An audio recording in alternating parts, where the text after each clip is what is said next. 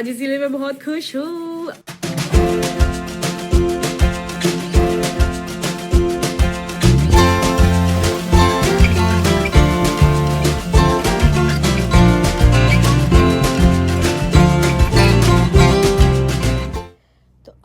Hello guys, welcome back to my channel. So आज मैं फिर से आ गई हूँ एक बहुत ही इंफॉर्मेटिव वीडियो लेके, which is on the employer sponsored visa 482, जिसके बारे में आपने बहुत बार सुना होगा। ये एक तरीके का वर्क वीजा है, but this is completely sponsored by your employer who is hiring you to come to Australia and work for their organisation.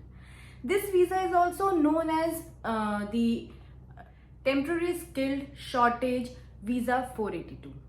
सो चलिए अब इस वीजा के बारे में बताऊं, उससे पहले मैं इस वीजा की बेसिक एलिजिबिलिटी के बारे में आपसे डिस्कस करना चाहती हूँ।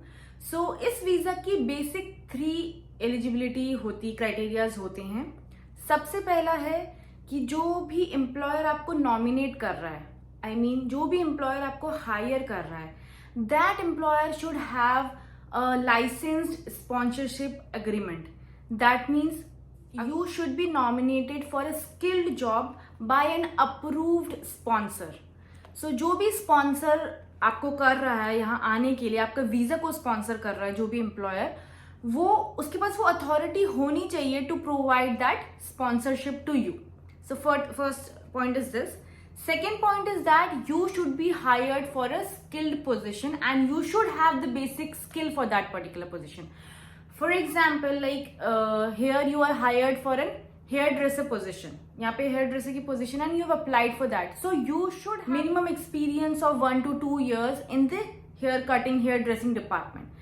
ऐसा नहीं है कि आपने बस किसी भी position के लिए randomly apply कर दिया and you can come here. No, you should have your particular skill set, your particular qualification for that particular skilled position for which you have applied.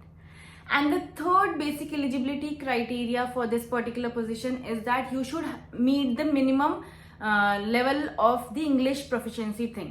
So herein, for coming here, you do not need to apply for an IELTS or any PTE exam. आपको नहीं देना पड़ता कोई IELTS का band exam, but आप minimum criteria अपनी English proficiency में meet करने चाहिए. ऐसा नहीं है कि आपको बेसिक लेवल की भी इंग्लिश नहीं आती है और आप इधर आ गए और आप यहाँ सर्वाइव ही नहीं कर पा रहे हो फिर. So you should know, you should be able to meet the basic English proficiency. So these are the 3 important criteria, the basic eligibility to apply to get here the 482 visa. Now if we talk about कि यहाँ पे हमें क्यों आना चाहिए, Australia क्यों आना है इंडिया छोड़ के या किसी भी और कंट्री को छोड़ के. So first thing is that you get a very good pay here. Second thing, your standard of living gets improved. It is very good. And यहाँ पे आना बहुत easy है as compared to other countries. Like if we talk about the European countries, वहाँ पे किसी भी country में जाने के लिए आपको बेसिक लैंग्वेज आनी चाहिए. वहाँ की हर कंट्री की एक डिफरेंट लैंग्वेज है and you should be proficient with that particular language. उसके लिए आपको एक एडेड लैंग्वेज सीखनी पड़ती है. But if we talk about Australia, आपको एक बेसिक इंग्लिश लैंग्वेज है जो आनी चाहिए, जो कि बहुत स्टैंडर्ड है. इंडिया में भी हर स्कूल में बेसिक एजुकेशन में इंग्लिश पढ़ाया जाता है, तो it is very easy to get here. Next thing is that यहाँ पे आजकल बहुत शॉर्टेज है स्किल्ड लेबर की. So if we talk about, there are many sectors and there are many skilled jobs जहाँ पे बहुत शॉर्टेज है ह्यूमन लेबर की, स्किल्ड लेबर की. तो उसके लिए यहाँ पे ऑन एन एनुअली बेसिस पे बहुत पोजिशंस निकलती है जहाँ पे आप इजीली अप्लाई करके यहाँ आ सकते हो. If I talk about certain positions जिसकी बहुत ज्यादा रिक्वायरमेंट है इधर स्किल्ड लेबर के टर्म्स में, सो वो पोजिशंस हो सकती है जैसे कंस्ट्रक्शन में. If we talk about the telecommunication and IT industry, यहाँ पे बहुत ओपनिंग्स हैं उसकी. Then if we talk about the caretaker industry, like animal care taking के लिए, और the hotel management hospitality industry में भी बहुत ओपनिंग्स हैं. सो आप इजीली एक ऑक्यूपेशन लिस्ट होती है, आप उसे ऑनलाइन जाके सर्च कर सकते हैं ऑस्ट्रेलिया की ऑक्यूपेशन लिस्ट. सो वहां पे वो प्रोवाइड करते हैं कि शॉर्ट टर्म में, मिड टर्म में और लॉन्गर टर्म में कौन कौन सी पोजीशंस रिक्वायर्ड हैं स्किल लेबर के लिए. और मतलब other than Australia who else can apply from which ever country, आप लोग अप्लाई करके यहाँ आ सकते हो easily. So that occupation list को आप देख सकते हो. बट हाँ, minimum criteria is that you should have qualification. Firstly, you should have your qualification in that particular field. For example, आपको अप्लाई करने, यहाँ पे ओपनिंग है हॉस्पिटैलिटी डिपार्टमेंट में. So before applying for that you should have a qualification, a basic graduation in the hospitality management department और course. आपके पास basic graduation होनी चाहिए. Second thing is that you should have minimum 1 to 2 years of experience in that particular field in your own nation. ऐसा नहीं है कि आपने बस ग्रेजुएशन ली और आप यहाँ आ गए, नहीं. आपके पास graduation plus minimum 1 to 2 years का एक्सपीरियंस होना चाहिए. And again as I am telling you कि एक बेसिक इंग्लिश आनी चाहिए आपको. अगर आपके पास ग्रेजुएशन है और वर्क एक्सपीरियंस है, सो एंड आपका एम्प्लॉयर आपको स्पॉन्सर कर रहा है वीजा यहाँ आने के लिए, उसके बाद मतलब आपको बेसिक ग्रेजुएशन एक्सपीरियंस लेना और आपको फिर ढूंढना है यहाँ पे कौन सी ओपनिंग है आपके वर्क एक्सपीरियंस के according, and then you apply. And if your employer is ready to pay for your visa, तो आप बिल्कुल फ्री में विदाउट एनी कॉस्ट आ जाते. Now as I told you, there is shortage of skilled labor here in Australia, so there are many positions, many occupations wherein you can apply and come here. This 482 visa is granted to you for minimum 2 to 4 years. मतलब या तो ये आपको जो employer visa provide करेगा वो 2 साल का होता है या 4 साल का हो सकता है. मैक्सिमम केसेस में it is for 2 years, but 4 years का भी मिलता है. Then the best thing about this visa is that the employer will hire you, is paying for your visa, but then सिर्फ आपके लिए नहीं, ये फैमिली वीजा भी होता है. मतलब they also sponsor for your family to come with you. So ये बहुत अच्छा रहता है एक इंसान के लिए किसी कंट्री से दूसरी कंट्री में शिफ्ट होना. बहुत सी ऐसी नेशंस हैं जो कि आपको सिंगल हैंडेडली वीजा प्रोवाइड करते हैं. They do not pay for your family to come in, and then it becomes really challenging for that person to go again to meet their family members, क्योंकि वो उनकी family नहीं आ सकती. But it is not the case here with 482 subclass visa for Australia. आपकी family को भी आपके साथ वीजा मिलता है और आपकी फैमिली भी आपके साथ ट्रैवल करती है ऑस्ट्रेलिया और आपके साथ आके रहती है. सो इस वीजा का ये बेस्ट पार्ट है. अदर देन दैट आप इस वीजा को एक्सटेंड भी करा सकते हो. So it is not like that कि 2 साल कंप्लीट हुआ और आपको वापस जाना पड़ेगा, नहीं.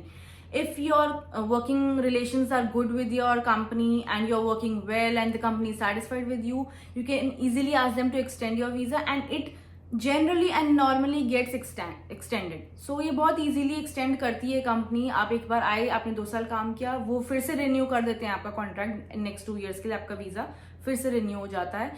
And in this way, once it is extended, you can also apply for PR here.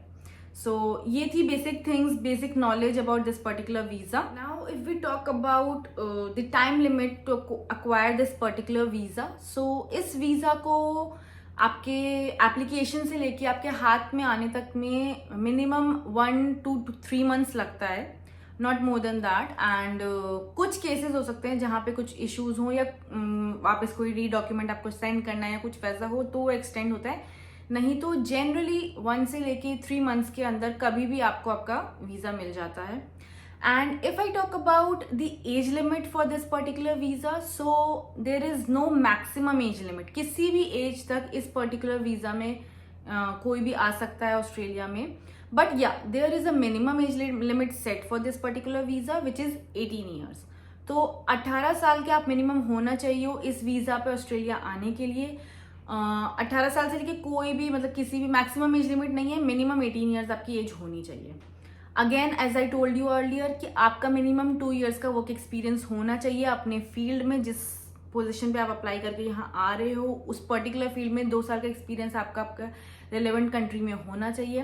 And और एक बहुत इंपॉर्टेंट चीज, ऐसा कभी नहीं हो सकता कि आप फॉर एग्जाम्पल आप एक स्किल लेबर पे आप आईटी के एक्सपीरियंस पे आईटी की कंपनी में ऑस्ट्रेलिया में आके जॉब कर रहे हो और अब आपको 6 महीने बाद ऐसा लग रहा है कि आप कोप अप नहीं कर पा रहे हो, इस कंपनी में आप अच्छे से काम नहीं कर पा रहे हो या आपको इस यहाँ पे काम नहीं करना, तो आप ये नौकरी छोड़ के दूसरी कंपनी में शिफ्ट कर लो या कोई भी छोटी मोटी जॉब एज अ रिसेप्शनिस्ट या किसी और फील्ड में ले लो.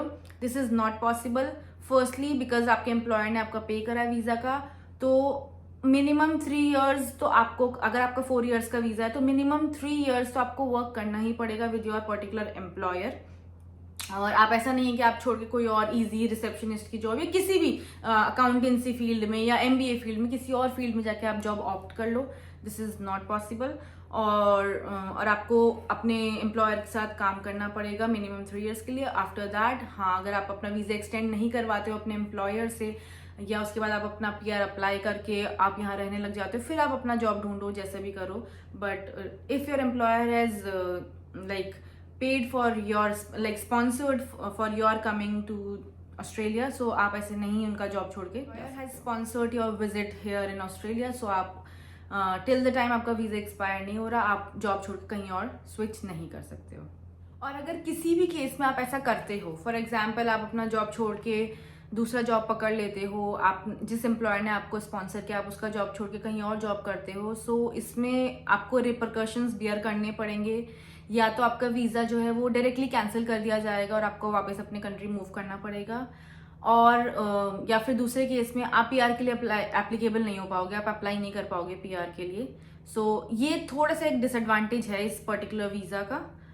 अदर देन दैट सबसे अच्छी चीज़, एक चीज़ बहुत जो अच्छी है वो ये है कि आपका जो स्पॉन्सर है वो आपके वीज़ा को पूरा तरीके से बियर करेगा, आपको एक भी रुपए पे करने की जरूरत नहीं है। ऐसा भी नहीं है कि आप जब यहाँ आ जाओगे और अपना जॉब स्टार्ट कर दोगे तो आपके पे से वो डिडक्ट होगा अमाउंट, ऐसा कुछ नहीं है। It is clearly mentioned in this particular visa that it is illegal कि आप अपने एम्प्लॉय से उसके पे से फिर वो डिडक्ट करो अमाउंट जो भी वीजा का है। It is completely borne by your employer जो कि अप्रूव्ड है आपको वो वीजा प्रोवाइड कराने के लिए, वही आपका पूरा स्पॉन्सर का अमाउंट पे करेंगे। और एक और इम्पॉर्टेंट चीज़, अगर आपकी हायर एजुकेशन इंग्लिश में हुई है, then in that case you need not to apply, as I told you earlier, you need not to apply for any IELTS और any PTE exams. But then if your higher education was not in English, तो फिर आपको IELTS के लिए apply करना पड़ेगा, और इसमें आपका बैंड 5 होना चाहिए और हर मॉड्यूल में मिनिमम 4.5 आपका बैंड होना चाहिए, जो कि बहुत इजीली आप अटेन कर सकते हो। मतलब इतना तो आप बिना पढ़े लिखे भी बेसिकली अप्लाई करोगे विदाउट प्रिपरेशन, तो भी आप 4.5 बैंड एवरी मॉड्यूल में अवेल कर सकते हो। So this is the thing. So ये एक चीज़ है कि हाँ, अगर आपको इंग्लिश प्रोफिशिएंसी के लिए, if you have not done your higher education in your +2 in English, so you have to apply for the IELTS exam and your band score should be 4.5 in each and every module. So this is it for this video guys, और ये कुछ basic information थी आपकी 482 visa के लिए। आपकी कोई भी क्वेरी हो please let me know in the comment section, और मेरा वीडियो अच्छा लगा हो, फ्रूटफुल लगा हो, तो please don't forget to subscribe, like, share and comment on this particular video. मैं बहुत ही जल्दी वापस आऊँगी और अदर वीज़ा क्वेरीज के साथ और अदर वीज़ा के रिक्वायरमेंट्स के साथ जो आपको चाहिए ऑस्ट्रेलिया आने के लिए। तब तक के लिए अपना ध्यान रखिए, take care, bye bye, have a good day.